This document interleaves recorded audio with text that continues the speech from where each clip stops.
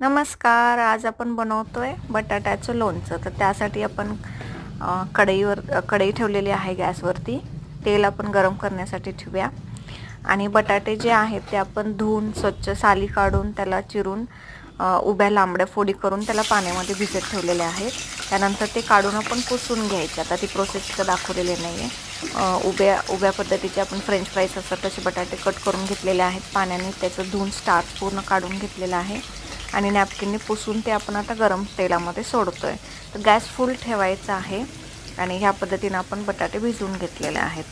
तर त्याच्यातलं स्टार्च सगळं निघून जाईल आणि बटाटे लवकर आपले शिजले जातील त्यासाठी. तर आपले बटाटे एकदा पूर्ण फ्राय झाले की मग ते आपण काढून घ्यायचे आहेत. पहिली प्रोसेस ही आहे की आपण बटाटे पूर्ण तळून डीप फ्रायच करतोय, शॅलो फ्राय नाही करत आहे, डीप फ्राय करून काढून घेतोय. त्याच्यामुळे एक लोणच्याला एक छान चव येते आणि हे लोणचं तुम्ही प्रवासात नेऊ शकता. 8 ते 10 दिवस आरामात टिकतं. याच्यामध्ये पाण्याचा काय कुठलाही अंश नसतो भाजी बनवताना, त्यामुळं आपण हे टिकवू शकतो आणि प्रवासाला नेऊ शकतो.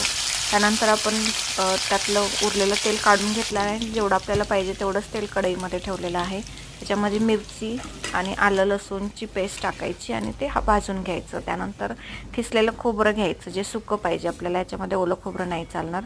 सुकं खोबरं आपण टाकलेलं आहे आणि ते पण आपण परतून घेणार आहे. त्याच्याबरोबर तीळ घातलेले आहेत. तीळ, खसखस, सुकं खोबरं हे आपण घालतो त्याच्यामध्ये आणि ते व्यवस्थित परतवून भाजून घ्यायचं. आता ते भाजत आलं की त्याच्यामध्ये आपण हळद, तिखट, मीठ, गरम मसाला हे सगळं घालून घेणार. धने जिऱ्याची पावडर घेणार आणि आपण तळलेले बटाटे ह्याच्यामध्ये टाकणार.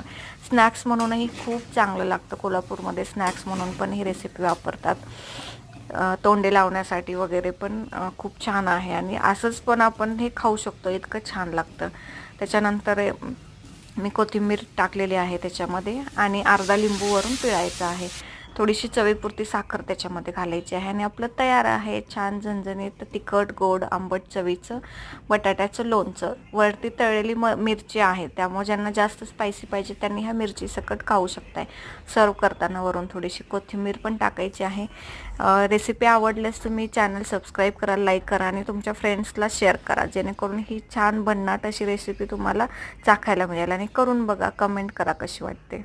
थँक्यू.